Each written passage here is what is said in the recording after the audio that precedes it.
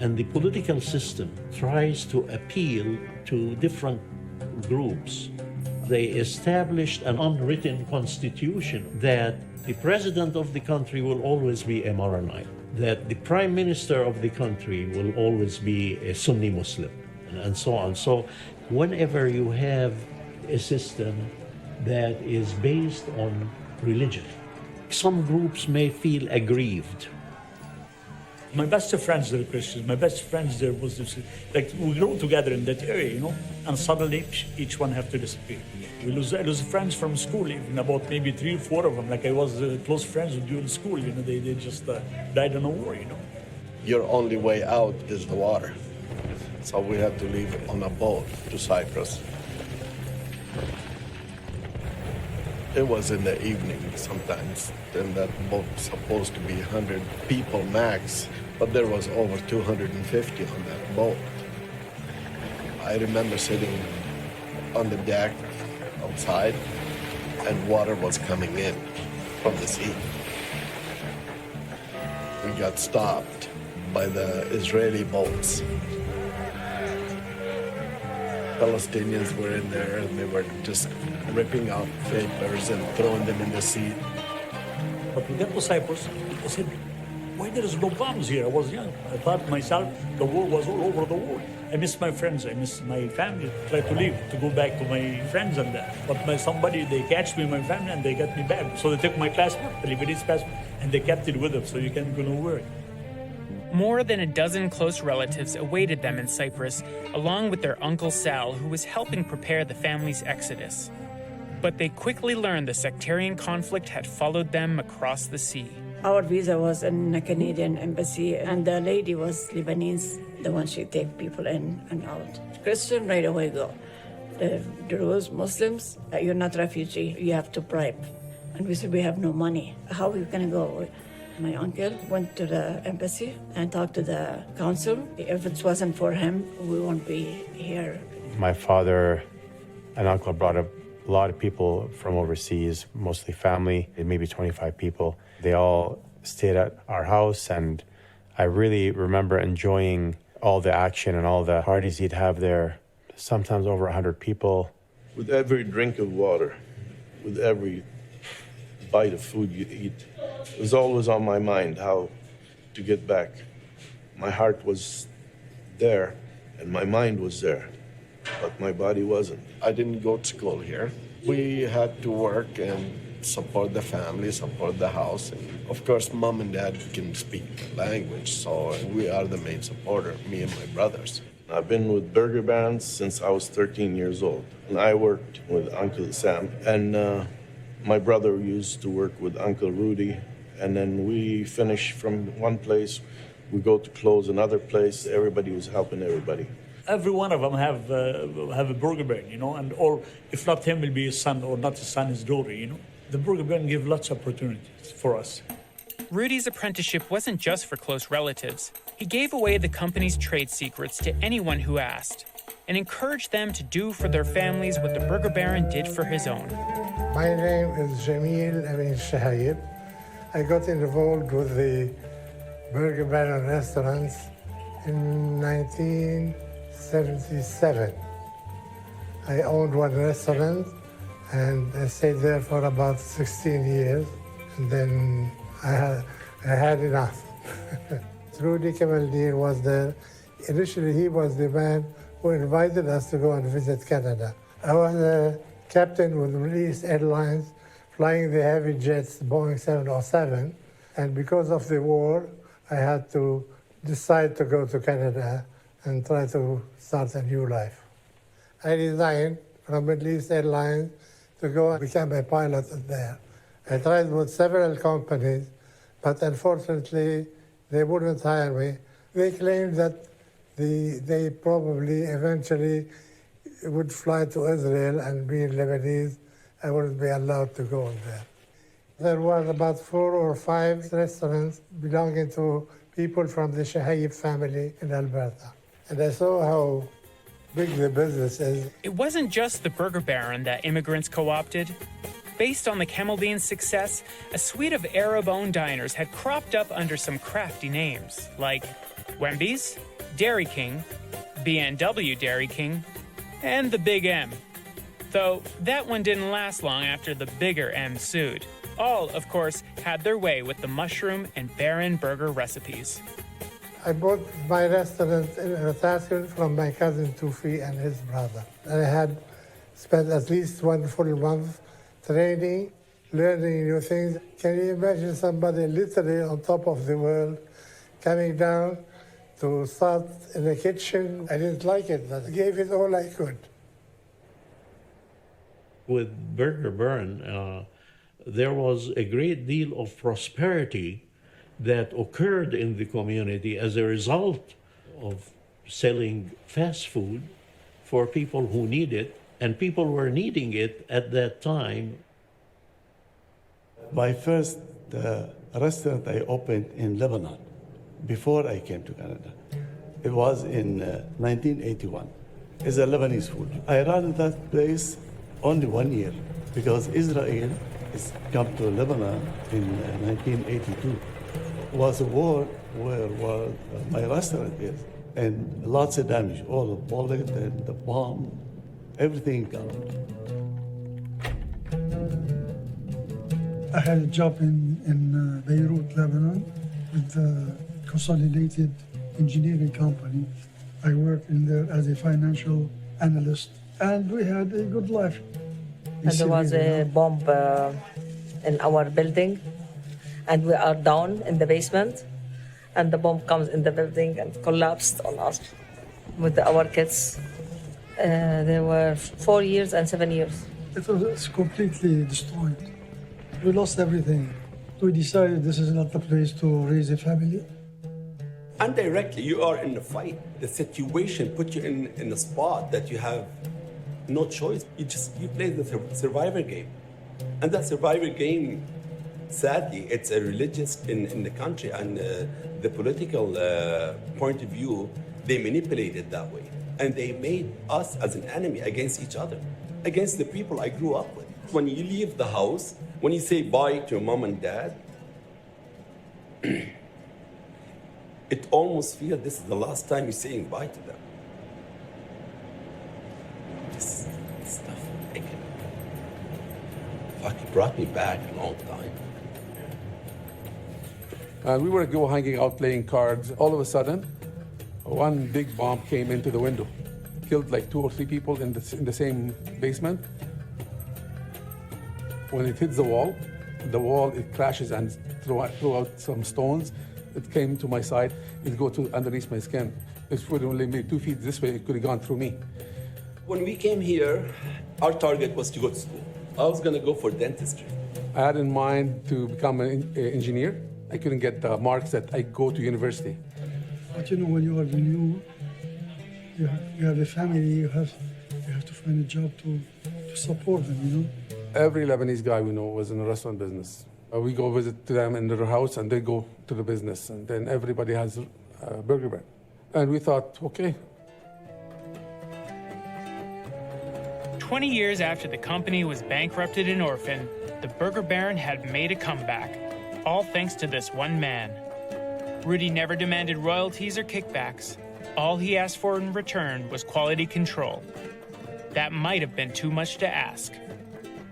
I got into a uniform to my staff, a very nice uniform, you know, a complete outfit, and it cost me at that time almost $3,000 just for the uniforms. They put it on as long as I'm around. If I leave the place, they take the uniform off, you know. And the one they see me driving in the entrance, they run and put the uniform on. With the Canadian, they kept it on always. It was if I'm in there or not. So that's the difference. Do you think it would have been easier for you to get them to follow the rules if they weren't Lebanese? Of course, Canadian or anybody stranger, they could do better. Rudy was generous in his approach to any relative, any friend, any person that he liked, and they came and asked for the name. He said, go ahead. He has a big heart, and I envy him how he can put up with all that, you know, with a smile, with help in hand always. you know, when he gave everything to all those guys, he was happy to see them doing very well. As the carnage in Lebanon raged on and on, Burger Barons became a terminal for other Lebanese people displaced by war. The owners taught them the recipes they got from Rudy and showed them firsthand what it takes to run a successful family restaurant. That's the secret recipe that was eventually passed down to my family decades later. You know, I talked to your dad about, about him finding out that we were a Burger Baron family and whether that, changed his perception of me. Yeah, I guess to be honest, it did. Like I said, I've always felt favorable towards Burger Baron, and when I found out that you and your family had been involved with that, certainly I felt that, hey, we have a bit of a kinship and something in common. It definitely dispelled and allayed a lot of the trepidation I would have. And it did. Yeah, for sure. Because that's Albertan.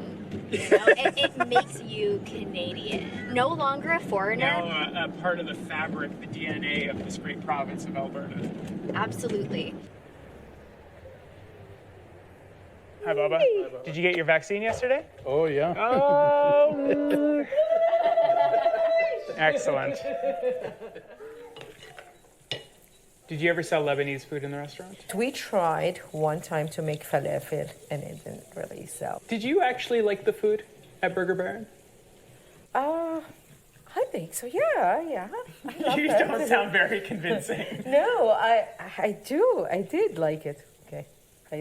Do you remember when I went to the restaurant on my own as a little kid? You were about 3.5, and I didn't even know you were gone because you were supposed to be playing with your siblings. And you just walked out of the house, and I was cleaning or cooking or something.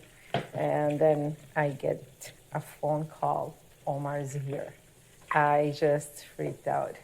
Why did I go there? To get ice cream. Beautifully done. I have a question. I worked in the restaurant. I think when I was 10, I was probably maybe taking some drive-in orders. And you put me in the dish pit. You never let me cook. How come? How come my older brother, got to be a cook? You never liked the restaurant. One time we was so busy. You came at just about lunchtime with your friend. You went to eat. You just didn't care. So I told the waitress, that's for Omar. I was so mad. You came to the kitchen, and I started yelling. I said, right beside Ali, started just doing the dishes. He didn't like it much. I hated the dishes. You were never meant to be a Burger Baron. I don't think Ali liked it much, but that time he had no choice. Did you originally want him to take over the restaurant? Was that your big plan? Before I talked to Ali about it, I talked to your mom. She said, no, I don't want, your brother. To go through what we went through and to miss what we missed. He doesn't deserve it. You have to sacrifice your family for a while. Burger Baron, it made so many things for many families. So when you think about that, what do you think the Burger Baron has meant to our community? It's free. It's free. It's free knowledge. Someone taught it to me. I taught it to you. The Lebanese generosity. Yeah. to share. You're right. To share. That's how it is. They don't cooperate very well. No. But they are generous. Yeah. Are you pooping? No. Pooping at the dinner table? No way. No. No way. Yeah. There's no pooping at the dinner table. Burger Baron is the perfect business model for Lebanese who, let's just say, are famous for their independence. You can notice something if you go to other Burger Barons, each one is different. Some of them, it's different. They don't follow rules. Too much chefing out of kitchen on a mission, interrupting while I chicken jerk something. Finna put a minute like stuffing another after another, have 'em looking like a friggin' turducken. Ghetto bird, love it. Culinary. No, it's better not to be in a franchise. You have to follow their rules. They will tie you up. Plus a little pick of pepper sauce on the pepper, told me push it when I pick the right flair. Isn't life fair? Pimping, you don't want to pick a fight, you want to kick. Everybody wants to be the CEO of the company. Every rascal's a king in the castle. Equal ways how we're split in the cash flow. And everybody Emerald Lagasse. I run everything on my own. I don't deal nothing with a company, franchise, I do nothing. I run on my own. Listen to he who's convinced the whole team, but really we speak for all this individually, right? I love this job. You do? Yes. What's your favorite part of it? Independence. I've been to Burger Barons where they weren't good. I've been to Burger Barons that were fantastic. It's almost piques their curiosity. Let's go try Burger Baron, see what it's like. There is no actual system.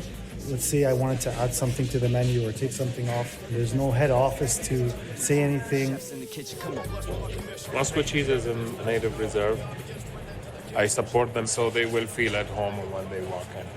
We sell a Bannock burger and we sell Bannock taco too. Yo, there's too many chefs in the kitchen. Oh my God. Why are all burgers Bannock burgers? But deaf when they listen, there's too many. I've introduced a lot of vegan options in this place. Dairy-free cheese, vegan pepperoni, vegan sausage. I just haven't had the chance to fully take on the reins. She's the boss. Yo, there's too many chefs in the kitchen. Soon as you step in, you're wrestling with them. Blessed with the vision, but deaf when they listen. There's too many chefs in the kitchen. Too many chefs in the kitchen. Soon as I like my freedom. And I know with my mentality, I can't take orders from somebody else. McDonald's is not going to let you open up a laundromat inside. No. The root is a Canadian, but the trees and the fruit are Lebanese. Of course, it would be a stereotype to say all Burger Barons are Lebanese. Some are Palestinian. وين في عرب people بيجوا على وبيستلموا الاونر تبع البرجر بارن. Whether Christian, Muslim, or Druze, the syndicate is open to everyone. But there's an unwritten rule. Never give the mushroom sauce recipe to an outsider. Can you tell us what's in the mushroom sauce? What the ingredients are? I don't like to talk about that. The base is the Campbell's cream of mushroom. That's right. Okay. And then you have to add things to it, right? What do you add? You add, there's things we add to it. You're not going to tell me. I can't. What if I don't Ask already her know? dad. What's in the mushroom burger sauce? But just because they don't share the recipes with outsiders doesn't mean there haven't been any information breaches. Actually, most of the burgers is the Burger Baron's burgers. We got the same sauces and even the same burgers. What with the Burger Baron long time ago used to buy from that company. What's in the mushroom sauce? The Nothing. mushroom. See, when you do the mushroom, as I do it on the grill, I show you how I do the mushroom burger. Lift it oil. I don't know what's nothing.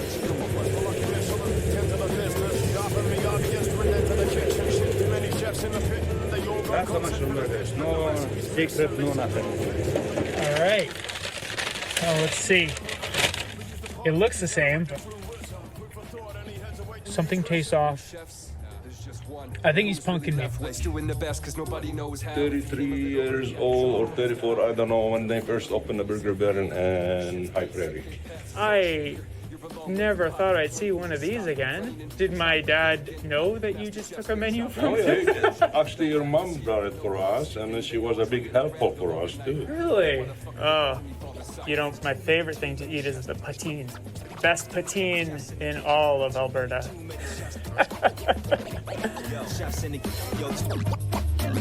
Pretty nice hat.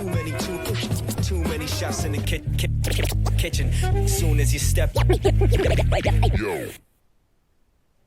Now, Ottawa may think it has cornered the market on shawarma, and Halifax might think it can claim the donair. Alberta, though, can certainly claim the Lebanese-inflected Burger Baron mushroom burger. I would hear about the Camaldines in their restaurants by other people saying, oh, I drove through Milk River. The Camaldines have put another one up or something like this. They had a huge menu. The sauce wasn't the same. The Baron, it wasn't the same. It looks like somebody looked at it and tried to draw it again, thinking, well, the name is all they need to be a success. And they had no, well, I guess they had a right to it because it was, at that time, on the open market. It was frustrating, I guess I should say. But they just, the way they do business, I just wasn't impressed with them. Part of Terry's frustration stemmed from unresolved feelings about his dad giving up too easily on the company after things went south. In fact, Jack McDonald had continued with the company, but as an independent. After dissolving the corporation in 1961, he moved to Regina to buy one of the original shops he used to collect royalties from. He ran it with his second wife as a mom and pop until retiring to California in 1979. He died a few years later. I had a steakhouse in Lethbridge in the late 80s. After 4 years, I closed the restaurant, stumbled around, didn't know what to do, and I thought, shoot, there's no Burger Baron anymore in Calgary. Maybe I'll go up and start one up there. I thought it could be lucrative because of Calgary's history with the Burger Barons. Right off the bat, as soon as I put the sign up, it was good. And I got a lot of people saying, "And where have you been?" A guy came in, driving a Rolls Royce, came in and ordered a hamburger, and as I'm writing it down, he said, "I invented that." And he said, "Also, I started this franchise." And then I asked him, "Do you know Jack McDonald?" And he then was very quiet, got his hamburger, and left. I didn't know his name. I know exactly who it was. I first investigated the true origins of the Burger Baron a decade ago, and as luck would have it, I found the originator right away. Or so I thought. Sal had weaved together a loose tale about co-founding the company with Jack McDonald and his brother Dick in 1957, barely a year after immigrating to Canada as a teenager. He told me he was a silent partner who'd come up with the recipes in lieu of any financial investment. And his biggest contribution? The mushroom burger sauce, which he claimed was made with secret Lebanese spices, claims he now denies ever making, as well as ever having told Terry that he invented the franchise. We did not say we invented the Burger Baron or we started the Burger Baron. So we have Burger Barons. So you never claimed that you had started the Burger Baron? But you had in the past. He told me that he was the Burger Baron, and I've also heard from someone else that he had said the same thing to them. Maybe misunderstood what I've said, but I don't think that I said I Well, you told me that you had started the Burger Baron. I don't know what you understand. So if you want to report that, go ahead, report it. You could report anything you like. In fairness to Sal, he probably wasn't the only brother pretending to be the inventor.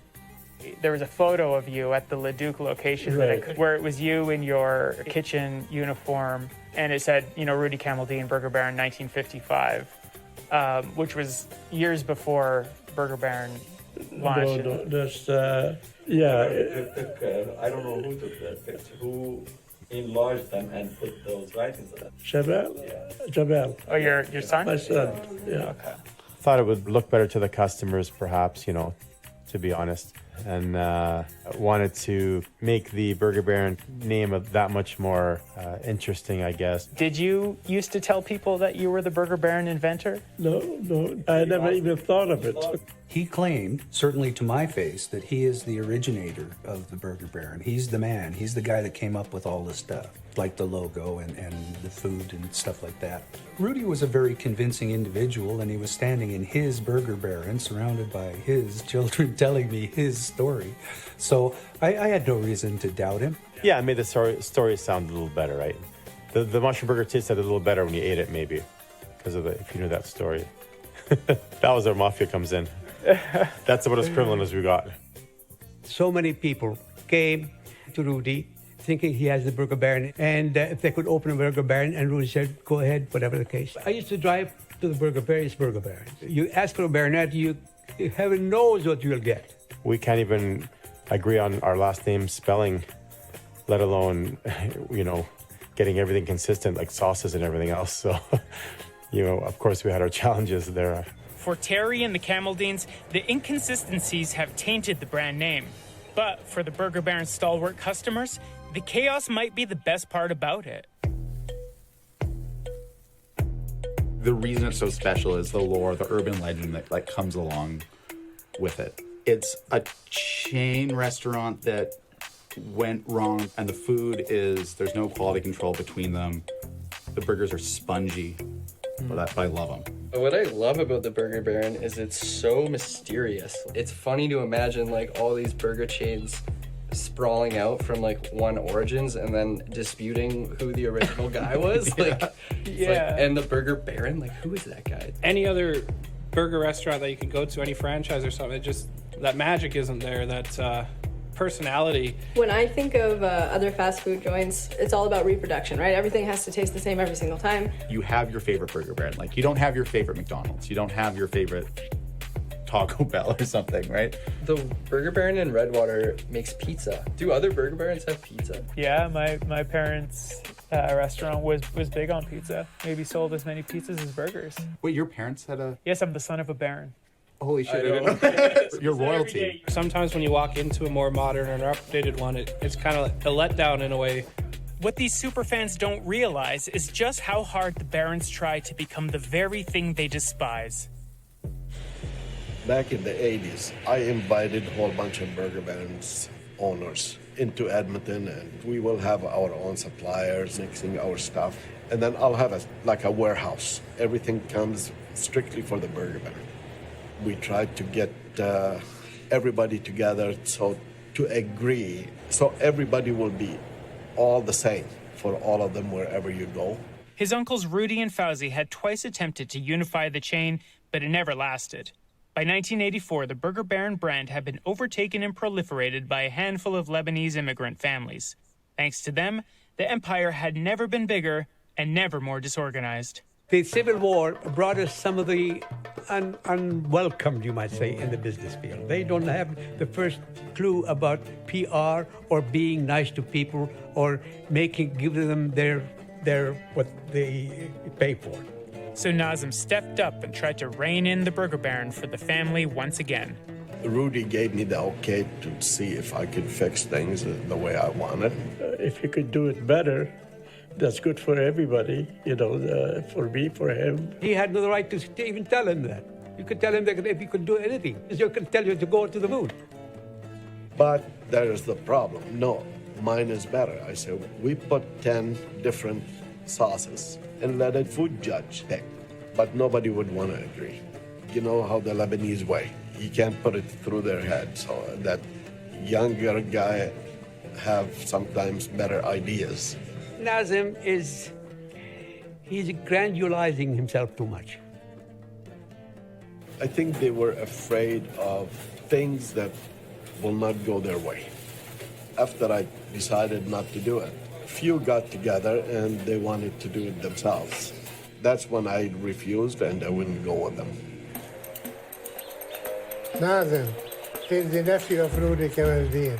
He tried, and his uncle tried before several times. They failed. It was fait accompli sort of thing. This is when I started a new company called the Burger Baron Restaurants of Alberta. I wanted to get everybody involved, but we could be all together in one operation. Jamil organized a Summit of the Barons in 1989. And perhaps because he wasn't part of the Kamaldeen family, he successfully convinced a dozen or two barons to meet in Edmonton to hear out his vision, including my dad and uncle Abdulaziz. We were contacted to go and meet with some people at that Mayfield Hotel to try to make the Burger Baron franchise as it should be. The Burger Baron wasn't doing very well at that time, the reputation. By the end of the 1980s, small-town diners like my parents had to contend with name-brand competition that had the advertising and buying power to price out the moms and pops. They knew franchise, they can't register it. So we're just like an association. I was doing this as a volunteer basis to show them that there is benefit in it. It could have been a much bigger company. They could have tried to unite the name and, get everybody together. There was so many people, like some of them, they brought the wives and, it's just like a gathering. Everybody excited what, on the end, what's gonna be. They start talking about getting all the building the same, and as soon as they start talking about building the same, nobody wanna be above, almost everybody wanna leave.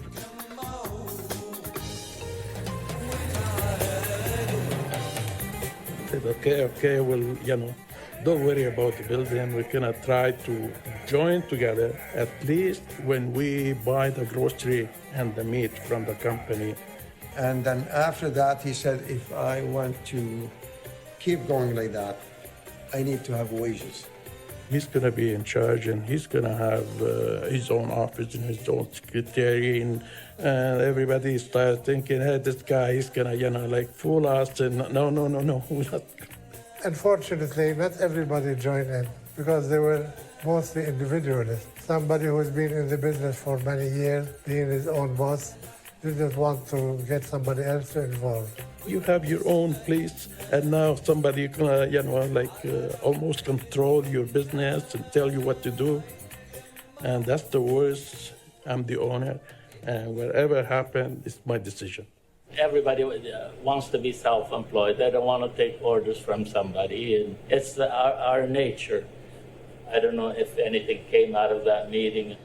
Jamil did manage to at least get that rebate he promised, but without any assistance from his fellow barons, he let it expire after 2 years and then retired for good. It served its purpose. My purpose was to survive this period when my children graduate from universities and I don't need the business anymore, so I left it. It was a good idea, if we went for it even.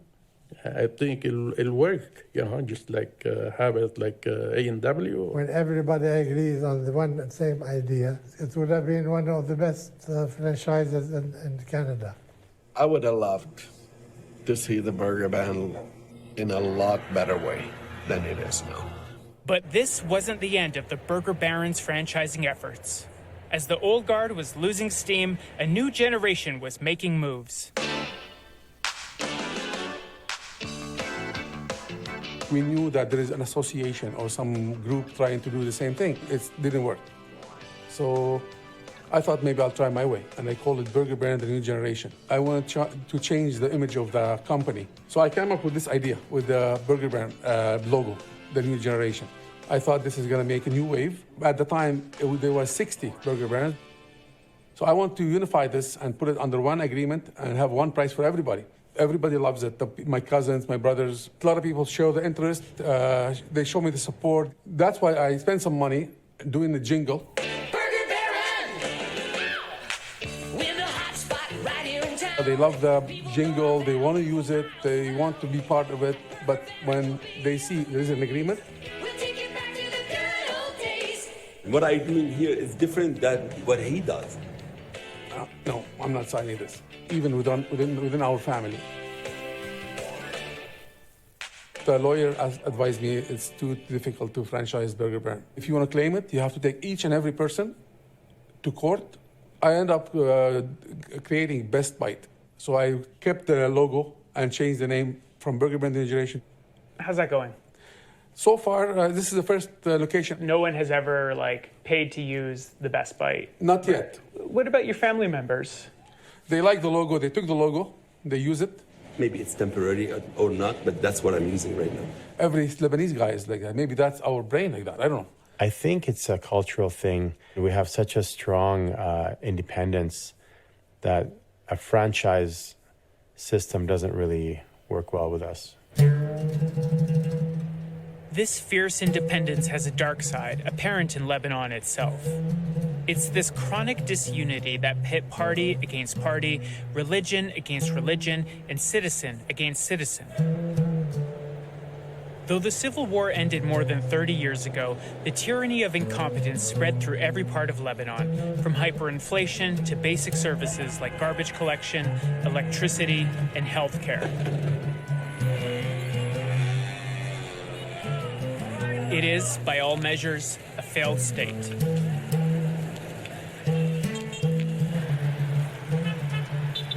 I always excited to be here. It's a beautiful country, beautiful villages, beautiful mountains.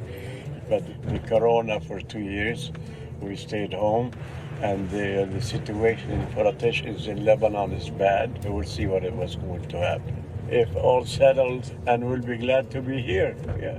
Otherwise, I'll be in Canada. I'll stay there. Yeah. what? There's a lot of clothes in it. I like to go on holidays and rest because I spend lots of time with the burger barons, working 18 hours a day, every week, and you don't go anywhere, just a big prison. About 15 years ago, we started coming to Lebanon, 4 or 5 months here, and the rest in Canada. There used to be a burger baron in LA. So we used to go there, and it's a very good food, and we used to enjoy it. All of a sudden, when we came back this year, it closed down. It looked something else, like a butcher shop inside. They still got the Burger Baron sign in there. Rudy officially retired in 2015, but he gave up on being the godfather long ago, with some hard-earned lessons about loyalty and trust. Most of the times, they lose their business because they never look after it. They go have a good time, and I get stuck looking after it. Everyone I helped, they put the blame on me if they didn't make money. So that's why now, even that time, they went on their own, and I was on my own, not involved with any of my cousins or brothers or anything. Well, my father, he's a very generous, giving man, but that also opens doors to, sometimes being taken advantage of. And unfortunately, I saw quite a bit of that as well. We were having a hard time back in the 80s. He had lost a motel he used to own. He was spread too thin. So without getting into too much detail, let's just say if the Kamaldeen family worked as close together as I wish they would have, they'd probably be billionaires right now.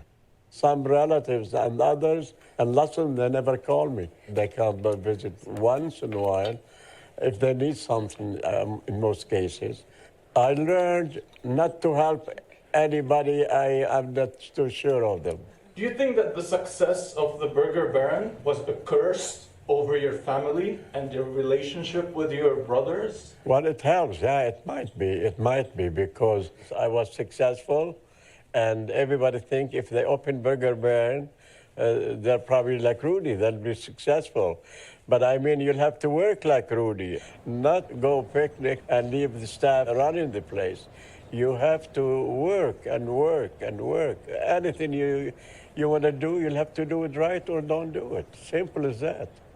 I have enough of the whole deal, and to me, I should learn, and I did learn, so I'm okay after that.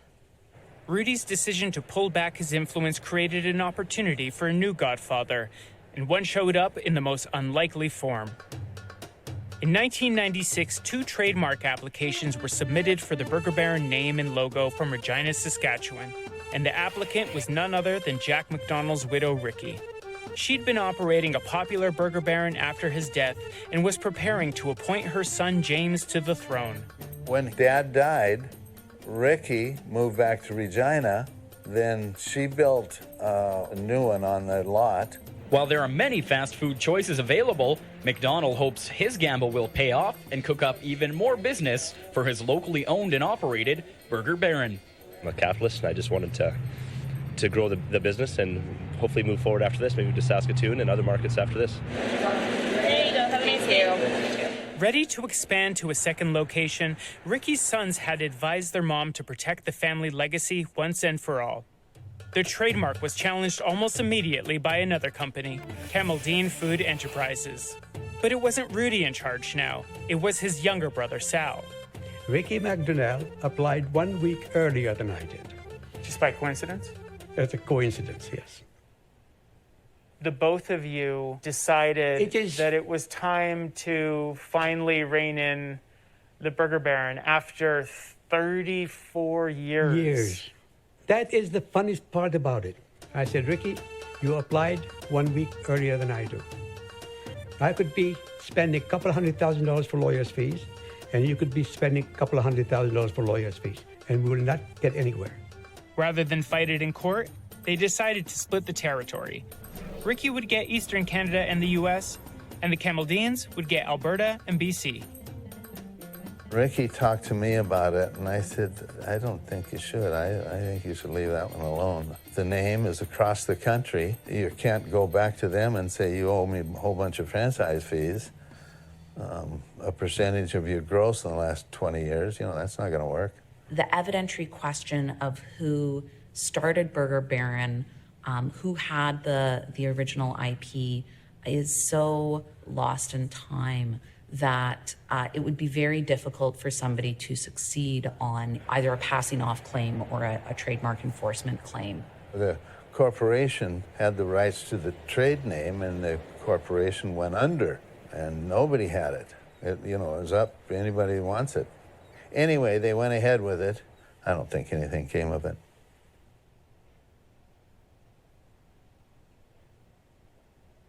Certainly nothing came of it for Ricky out in Saskatchewan. She was the lone baroness running 2 successful restaurants with her son James. But Alberta was a different story. When we got the franchise, that's when I got stern with everybody. He came over here and he said, you should do this and you should do that. Nobody cared about it. As long as they're making money and putting in their pocket, they don't care about what the Burger Baron does. He said, excuse me, who allowed you to open Burger Baron? I said, well, I allowed myself. He phoned and he told me he's the original owner. I never said that I invented the Burger Baron or did that. Once I come in here, he want money for the name. And I told you, okay, when I see advertiser, when I see everybody Burger Baron together, I see like McDonald's with advertiser on TV, you come help me to fix the parking lot. He said, you gonna help? We'll do it. He said, no, I need the money first. And we said, we'll do it. He said, no, sir. He said, the name, it's gonna cost you $450 a month. So I said, you're not getting nothing. So that's the problem with the Lebanese mentality this way. They cannot accept one person in charge. They cannot. It's against their genes. Whether he allowed me or not, I'm not going to keep it anyway until I see something legal. I don't care who it is. You should have seen me with I fired my kids one time. Is that true? Yeah. If I do it with my family, do you think I would go to some nincompoop? I don't even have your sign. My sign is different. And I have a pizza steakhouse. Oh, and I said, you know what? Get out of here. So I shut him up. That only phone call I got. That's why I phoned my lawyer. He said, no, nothing, nobody deal with you, nothing. If you go back to you, just phone me. I didn't do anything, so things went with the wind. So nothing happened. I became the bad guy of the Burger Baron. And Rudy is the godfather of the Burger Baron. Although Sal Camaldine had bought into the rights to oversee Burger Baron in Western Canada, that didn't give him ownership over the brand's IP. When the company's president, James, learned his partner had been misrepresenting himself as the founder and using his slogans without permission, he threatened Sal with a cease and desist. Soon after they resolved their issues, Sal resigned and passed his company shares down to his next of kin, a baroness. My name is Tamara Kamaladine Engel, and my relationship to the Burger Baron is I am now a 50% shareholder of the Burger Baron Canada. Burger Baron's been part of my life for as far back as I can remember. I ran my own location for 21 years here in Lethbridge as well, so it's in our blood. I think the biggest obstacle is trying to band everyone together to realize that things could be stronger as opposed to having them feel that you're taking away from them. And I think it's just a lot of old school mentality, Lebanese mentality. I'm the best, and why do you think you can do something better than I can do? Whereas I'm not trying to tell them that I can do something better than you can do. But you've got ideas, and I've got ideas, and he's got ideas, and she's got ideas, and we put them all together, and we can be something real and something strong as opposed to just being a meme. How realistic do you think it is for the Burger Barons to come together and agree, not just elect one baron, but one baroness? How likely at its present situation? Not great. But I believe in the future, and the younger generation have the ability to see outside that box, and that could become a reality. I just don't think that women are in the Lebanese culture are given enough opportunity to be able to do that. It's always the men in the control and the women are the silent ones, even though they do have a pull and they do have a say. It's the men that are the face of any business that's been run. In those 8 years, have you managed to successfully franchise a new Burger Baron? Not yet. No. Do you think that owning the copyright then encouraged more knockoffs? The knockoffs have been around for a while as well. They're not running as a Burger Barons. Some of them have been Burger Barons and changed their names, but I don't think that there's any new recent abundance of knockoffs, no.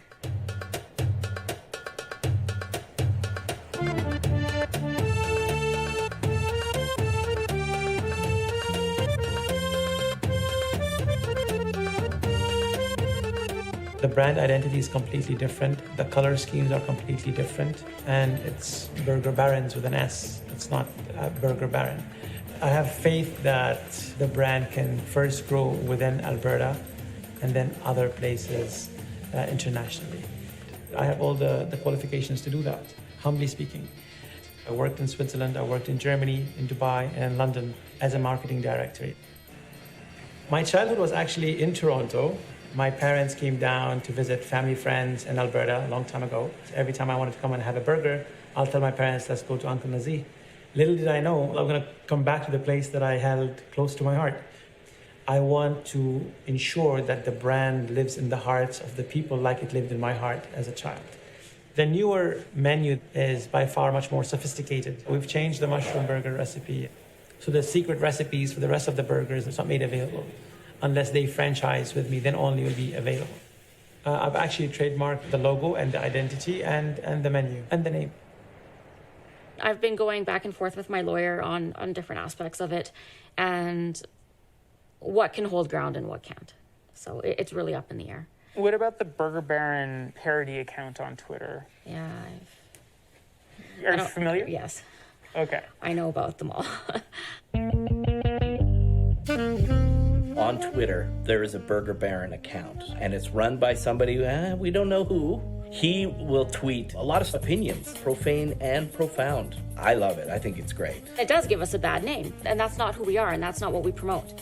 I think it's pretty funny. Kind of raunchy, got a PG. Not a lot of people know that it's not an official account. You know, we're a family-run business, and we support all franchises. But obviously, it hurts us.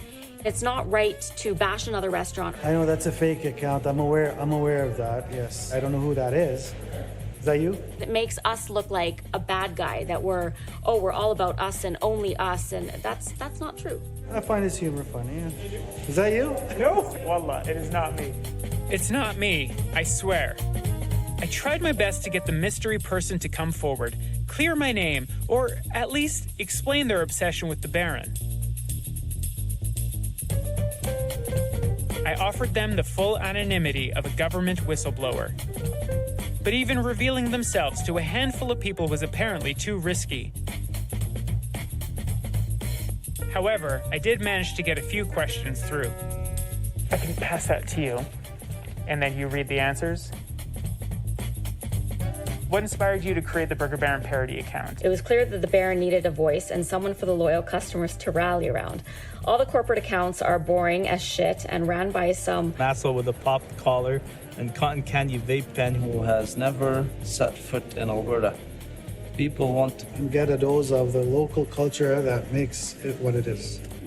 It feels like he's trying to hold on to a childhood. When did you start picking fights with other fast food chains on Twitter? Look, the Baron has always been fair to Harvey's, but the rest can fuck right off. The social media manager posing as the redhead or the clown, trying to bite back every now and then, but they're restrained by the corporate responsibility and a properly trademarked brand. So what is your actual opinion of Burger Baron food? There isn't a Burger Baron joint in Alberta with more history and a devoted, loyal following than the Baron. And for good reason, not many people can name their favorite McMonstrosity, but all Baron junkies can name the exact Burger Baron order they would get and from what location. And if you are lucky enough to have one that sells fried chicken, which we do over here, not sure why you would ever leave. My death row meal would easily be the fritters, fries, and double mush. With the biggest bucket of gravy they got. Yeah, the gravy's great. We make our own gravy.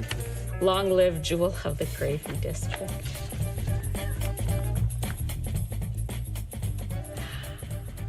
Yeah. Obviously, he holds Burger Baron in his heart, but I just think he goes about it quite disrespectful to Burger Baron. There is a certain subset of people for whom the parody account is actually good advertising. They kind of love the fact that the Burger Baron has been a bit of a shit show. I have no idea what the appeal to that would be. Because it's been a photocopy of a photocopy of a print of a photocopy of a photo that somebody took from their Polaroid. There's all these variations, and I don't know if that's part of the charm. I've talked to many people, tried to explain it, because if someone sees me with a tattoo, I'd be like, what the hell is that? I'm like, yeah, it's like burger and it's good, but it's like spongy, so it's like kind of weird. But also they put like Campbell's mushroom soup, like concentrate on top of the burger, which is awesome. And people are like, that sounds terrible. I'm like, no, it's really good. Burger Baron represents every amazing small town in Alberta and what it's like to live in a small town in Alberta. That's part of the amazing story that I think is awesome, that it's like this amazing immigration story where people come here.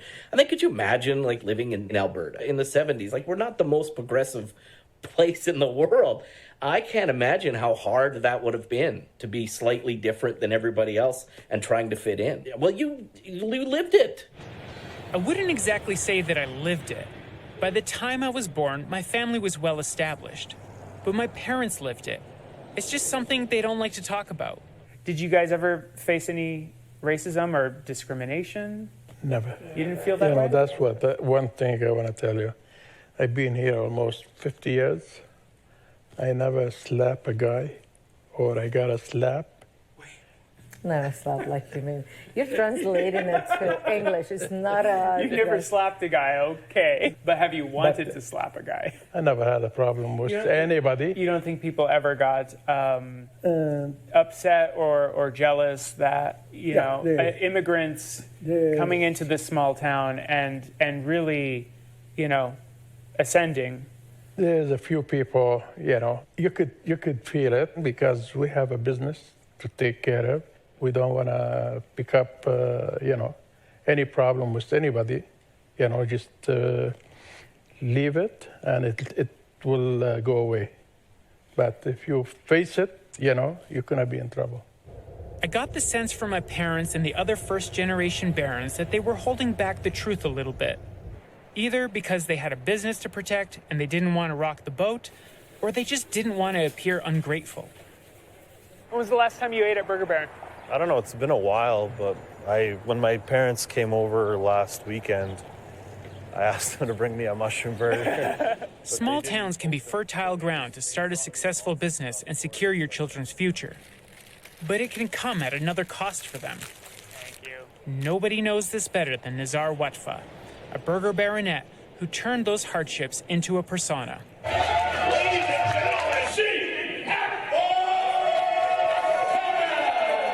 Well, ever since I was a kid, for as long as I can remember, you deal with it to some extent. When I first moved to Lamont, there was quite a bit of racism. People would make fun of my name, and once they got to know me, they kind of stopped. But there was always still one or two kids that would say something that was kind of off color or racist, and just to them it was normal. Yeah. And they would laugh, kind of thing. But whether it hurt me or not, I wouldn't let people see it. When you bring it up with the Burger Baron owners, it's a completely different answer based on the generation you ask. I think that a lot of it had to do with maybe they didn't know. You could say something. My dad was always worried about us because we're the only minority in a small farm town, right? So just to keep us safe, it was easier just to keep us in the restaurant. My parents, have that old school mentality where it's the family helps the family, and it doesn't matter what is going on. But when you're a teenager and whatever, work is the last thing you want to do, When people ask me what was your first job, and I'll tell them it was slavery. Because, I felt they're just always cracking the whip on me, trying to get me, to work more, work harder, but, they're trying to keep me out of trouble and just make sure that I have, a good work ethic. Were you the oldest son? Mm-hmm. You are. Well, do you think that played a part in it? Because my older brother and me, we had very different experiences with the Burger Baron. Where I was working in it at a young age, but I think it was more about just like teaching me about the value of work. But with my brother, he was clearly being groomed. My dad would always say, when I'm not around, you're the man of the house. You have to take care of things and make sure everybody and everything's okay. This is your job.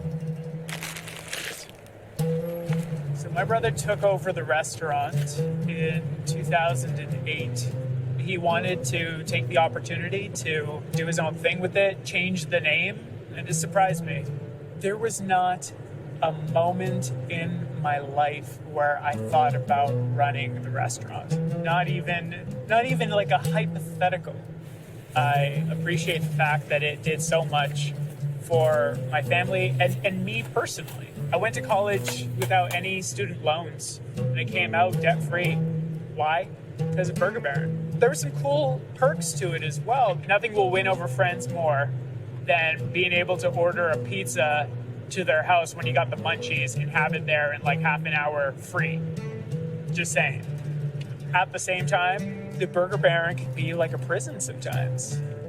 And I don't judge my parents for it because I know that they have the right priorities. But now that I have kids, I can't imagine how that would weigh on my conscience. To miss out on the things that they're passionate about. I don't think we actually have ever really sat down and talked about, what we wanted to do with our lives. We're coming up to it. There it is. I haven't seen that sign in a while.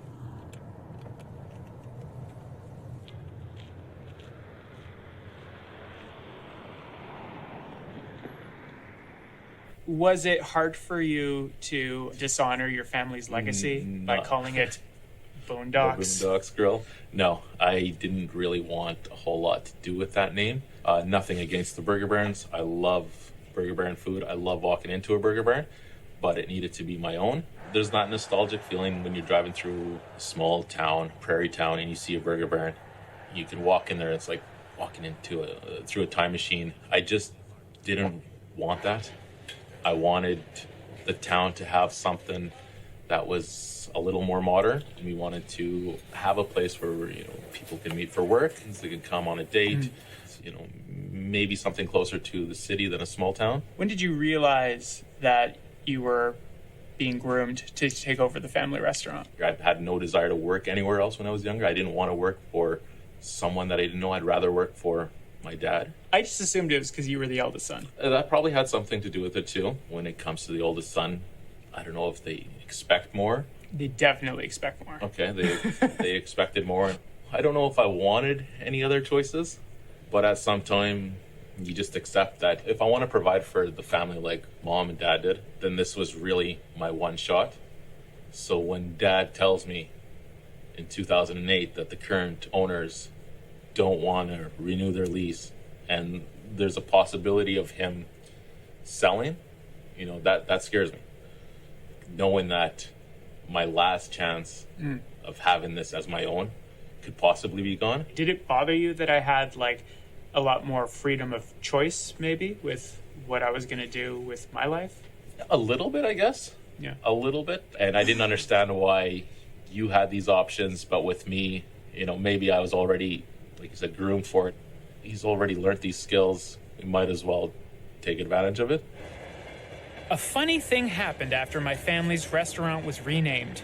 Another immigrant moved to High Prairie, bought up a rundown restaurant, renovated it, and renamed it, what else? Burger Baron. I know they're doing well, looking good for them. I love to hear that story of someone coming from back home, bringing their family here, raising them in this small community where there isn't much of an Arab community, and doing their own thing and being successful. How could you not love that story? It was one of the last Burger Barons to open, made possible only because the man who started it, and has since sold it, was a relative of the Camaldines. Let's try this milkshake. That's a perfect milkshake. Thank you. The family's exclusive rights have only prevented new Burger Barons from opening. More importantly, it's done nothing to stop them from closing. More than a third of existing Burger Barons have closed in the last decade, including Rudy's last spot in Edmonton, including Sal and his daughter Tamara's 3 locations in southern Alberta, including the last 2 owned by the McDonald family in Regina. A as big box restaurants, upscale casual dining, and foodie culture encroached on the humble hamburger, they made a last-ditch effort to keep up with the trends. Yeah, definitely. I'm a little bit nervous about it. I do believe my father would be 100% on board with it. But the pivot to healthy choices was not enough to keep the doors open. Starting a restaurant in the 70s, 80s, 90s just seemed to be so much simpler, definitely easier. It was much easier. I was thinking I'll give them empire of a restaurants, you know, so they'll do very well. And my grandsons, I hope they'll do the same thing I did, even if 50% what I did. Now it's completely different. It's harder, that's for sure. Everything's so oversaturated. There's so many franchises now, you can't even keep count of them anymore. And not to mention costs going up. It's just getting harder and harder. It's not just oversaturation, but the hyper-industrialization of the food industry. Even if the Barons could get their shit together, they could never compete with all the new chains able to scale up and spread globally at record speed. My kids were born, and I was supposed to take a year off, but I didn't have the heart to leave the kids. Come on. Okay. You could always make more money, you can't make more time. And time always mattered to me more than money. I never did go back to the restaurant. They got sick and tired of the selling hamburgers, and they want to spend time with their families. So I was easy with them. I'm not going to argue with them if they want to work something else. A few years now, I've owned a finance company. My brother and sister ended up selling and going in their corporate world as well now. There's good and bad to that, you know. It's good that, okay, well, you know, we can expand to something different and maybe better. It's sad because it's kind of like an end of an era. It's sad. Everything's got to have an end to it. Yeah. This Burger Baron was like a constant in your life?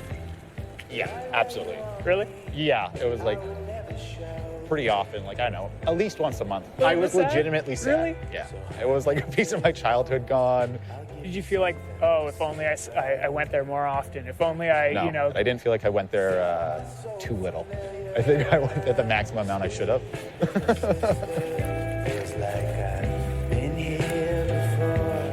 My niece texts me and she says, hey, you know they're shutting down the Burger Baron on the end of White Avenue. And I was like, no, oh no. We're gonna stop in and we're gonna have a burger. I'm talking to the owner, he's in tears. I see people coming in and out and they're crying. And I'm like, what the hell, is this a burger joint and everybody's crying? There's something going on here that I'm not getting. Why is everybody so upset? And they're like, well, that you care enough. And I'm choking up as my kids and I are leaving. I look and I see the sign in my rearview mirror as we're pulling out. And I stop and I'm like, I need to be a part of this. This is too good. So first thing, I get it home, I pressure wash it in my backyard. All I can smell is hamburgers. Like the grease is just lifting off with the hot water. And I'm like, I've made the right decision. Can you tell us how much you paid for it? 20 mushroom burgers worth. Honestly, I think Burger Baron is closing because it's not fashionable. People see the Burger Baron, but they don't see the Burger Baron. And they forget to appreciate what it really is. And it's that burger, it's that logo, it's that smell, and even more, it's that family that came from the other side of the world. Changing consumer values no doubt has a lot to do with the closures. But there's a bigger problem they're facing. The next of kin, the baronets and baronetesses. I wouldn't be buying stock in Burger Baron. How many kids want to work in Burger Baron, take it over, run it, and face all the competition that they have in the drive-thrus and the this and the that? How many of those sons of Burger Baron families want to run a Burger Baron? How many of them can even talk their own kids into working there during the summer? I played a lot of soccer growing up, and I honestly don't remember one game my parents ever watched me play, right? Because they're always in the restaurant. They can't. They're not going to leave the restaurant at 5 or 6 o'clock during rush hour to go watch an hour soccer game, right? Even though the soccer field is just down the road, still. You're just trapped. You're here all the time. You can't get away.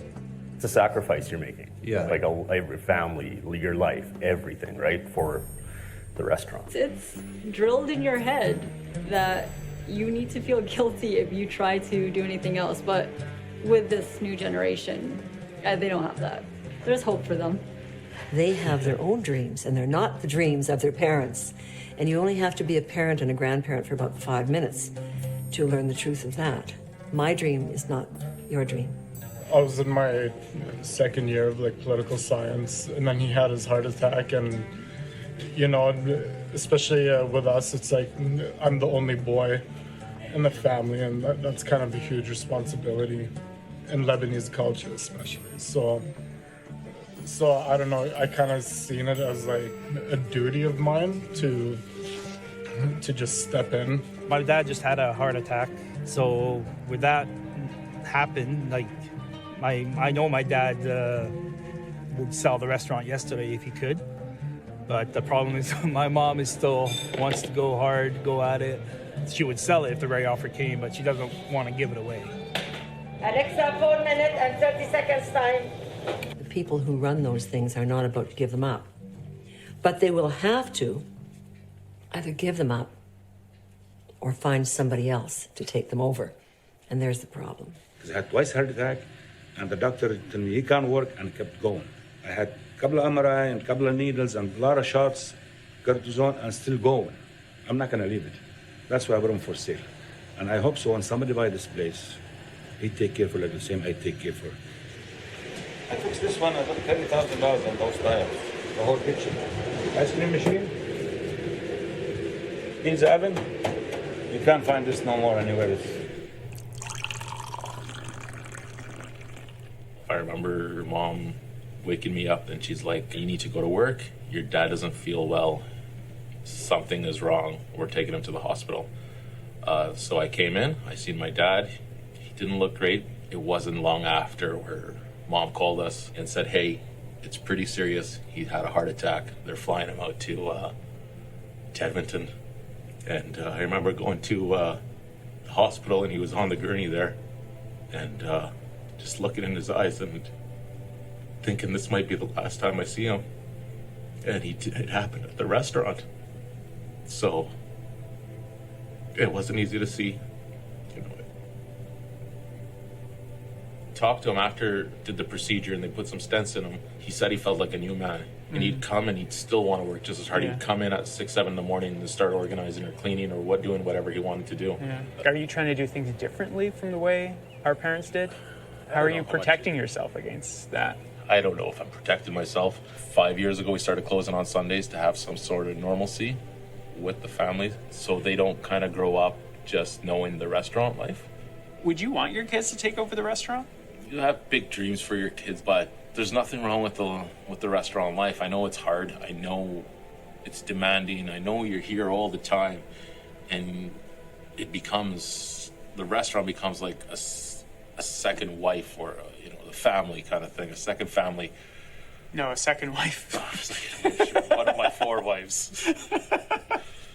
I know it's demanding, but it's not so bad. It really isn't. I've been able to provide for the family in a community that I love, that I grew up in. It's what I know. I guess it's what I love.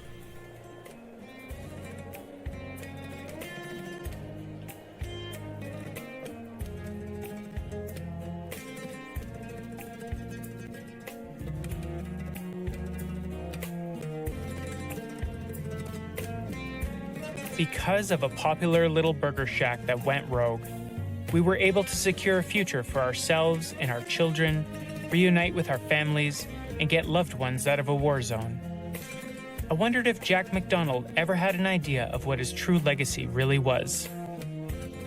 He wouldn't have realized that. I'm learning a lot right now, today. I didn't know there's near as many in the family as you've suggested. I think that's great that a group of people, or individually, they do well because of the Burger Baron. If I meet Jack McDonald, I will thank him, because by using the Burger Baron, it did give me the pleasure and the comfort and the successful I ever dream of it. I will tell him, and he should be proud, and I thank him millions times already. There may not be as many burger barons as there used to be, but were it not for the immigrants, refugees, and foreign workers, there may not be any left at all.